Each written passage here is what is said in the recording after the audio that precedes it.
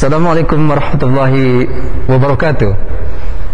Pemirsa yang dimuliakan Allah Subhanahu wa taala, khususnya untuk mempelajari tata cara membaca Al-Qur'an, juga untuk mengetahui tentang Al-Qur'an dari berbagai macam aspeknya, dan insya Allah manfaatnya banyak, bukan hanya di dunia sampai akhirat. Terima kasih. Wassalamualaikum warahmatullahi wabarakatuh.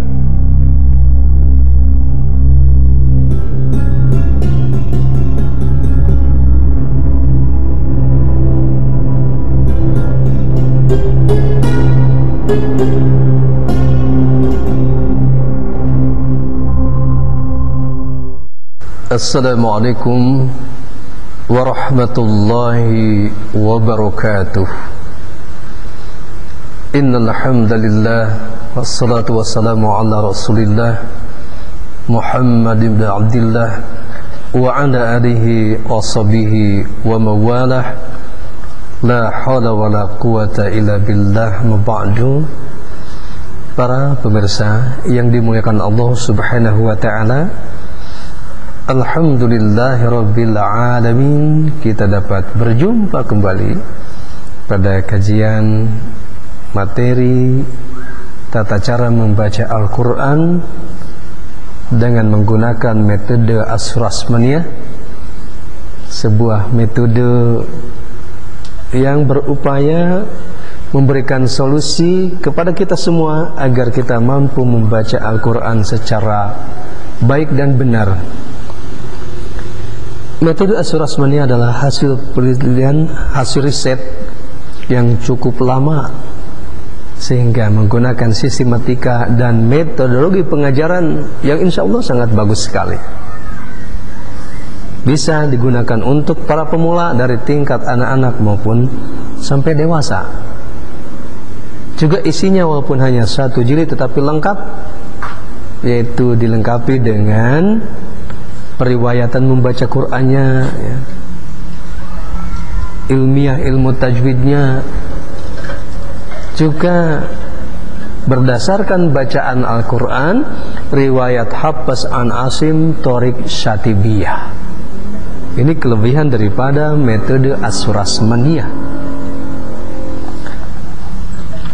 Keterangannya sangat rinci, termasuk satu hukumnya diurai, diberikan contoh-contoh yang mudah, contoh-contoh yang banyak. Ketika kita mempelajari Al-Quran, sebelum masuk kepada Al-Quran, mulai dari Al-Fatihah terlebih dahulu diberikan prolog, pendahuluan, pembekalan, yaitu 11 materi utama yang pernah kita bahas, ya. Tinggal dilihat lagi, ya, episode pertama apa, kedua apa. Itu menyangkut hukum-hukum yang berkaitan dengan tata cara membaca Al-Quran yang ada pada metode As-Surasmaniyah. Kemudian pada kesempatan kali ini kita akan melanjutkan teori praktek membaca Al-Quran dan sedikit pembahasan tentang ilmu tajwid, supaya kita tidak lupa hukum-hukum yang pernah kita pelajari. Oleh sebab itu mari kita simak, ya, pada Mushaf Al-Quran Rasam Utsmani pada halaman 3 mulai ayat 6, ya. Saya akan bacakan, para pemirsa silakan menyimak di rumah masing-masing, di tempat masing-masing. A'udzu billahi minasy syaithanir rajim. Innal ladzina kafaru sawa'un 'alaihim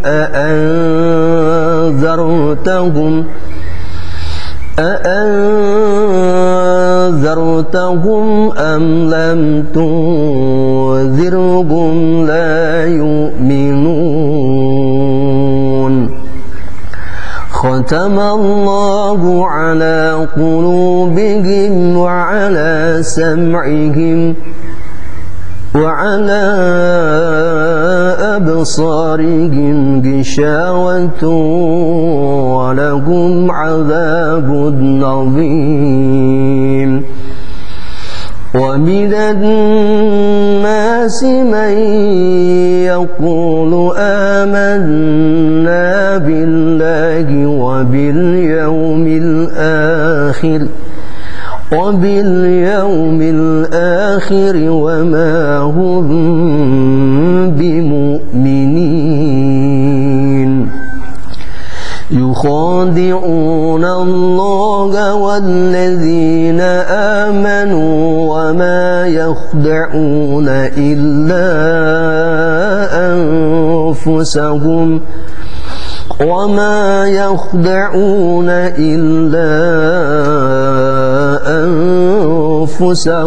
وما يشعرون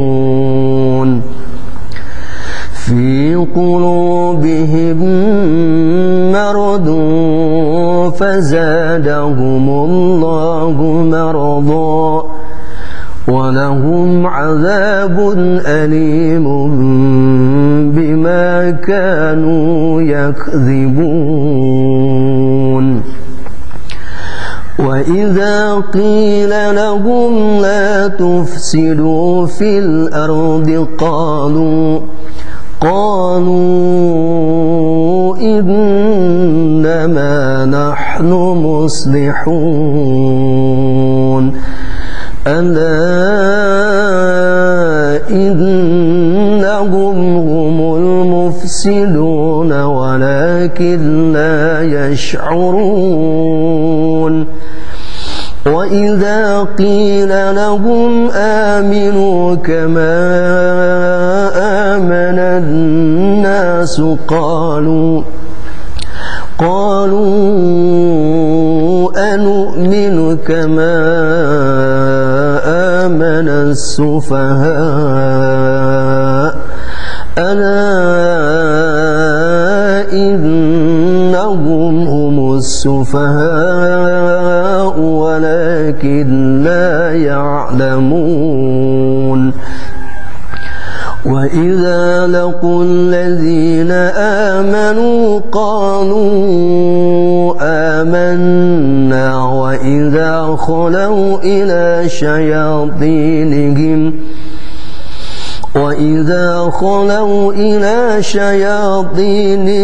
قالوا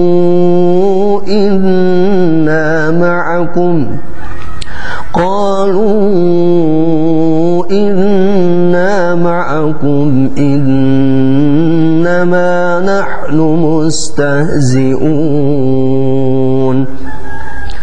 الله يستهزئ بهم ويمدهم في طغيانهم يعمهون أولئك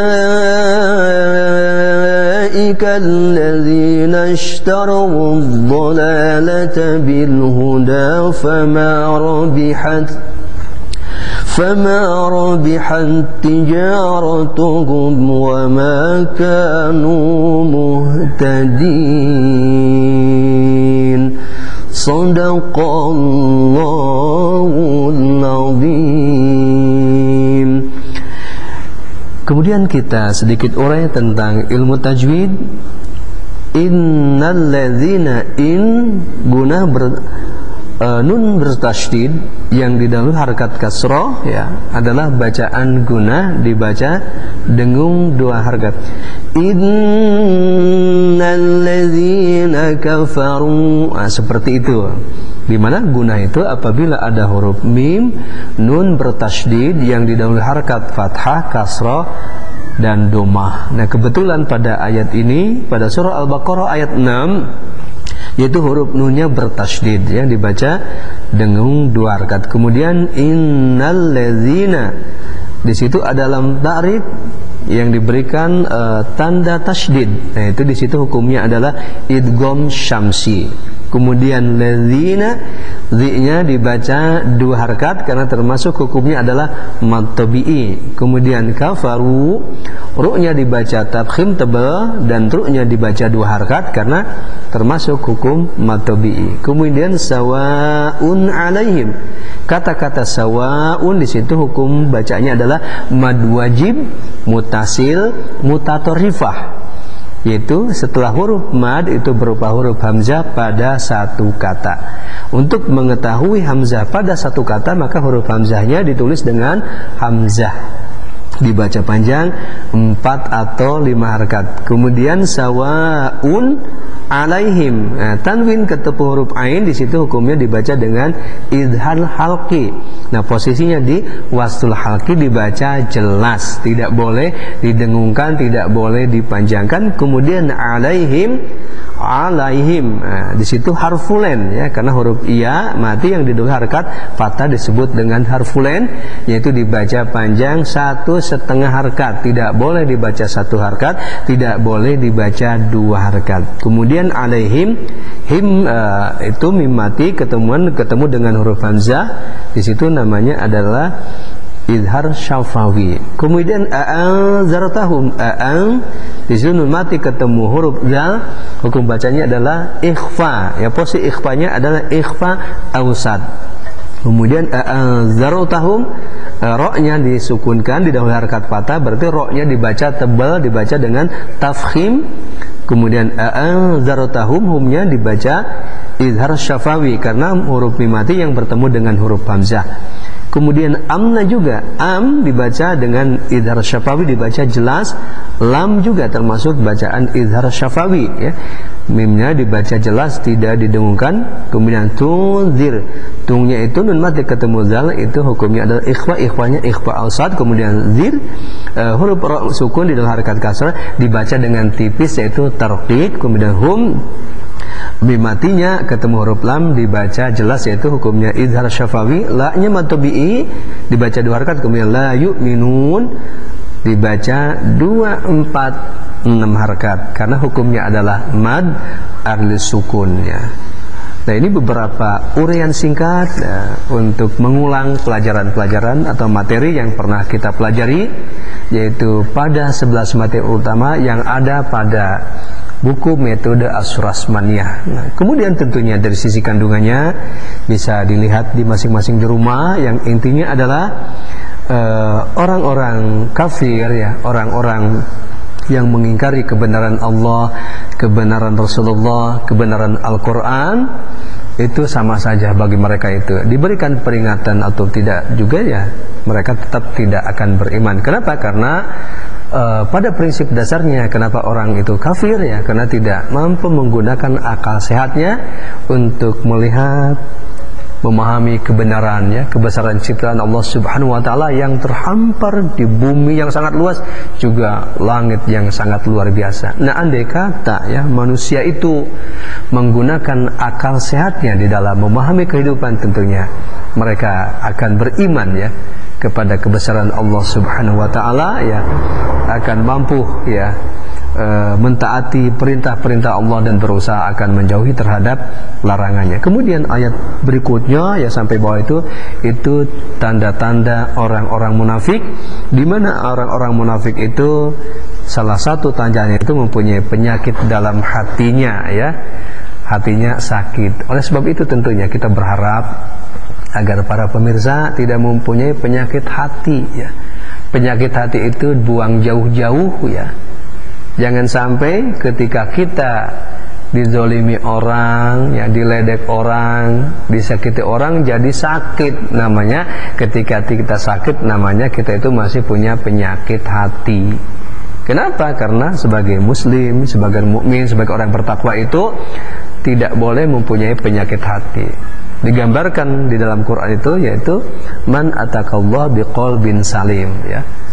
Jadi datang yang akan selamat kepada Allah dengan hati yang salim, yang selamat, yang bersih, yang tidak punya penyakit hati. Nah, bagaimana agar kita itu mampu ketika disakiti, ketika dizolimi, kita bisa tersenyum lebar.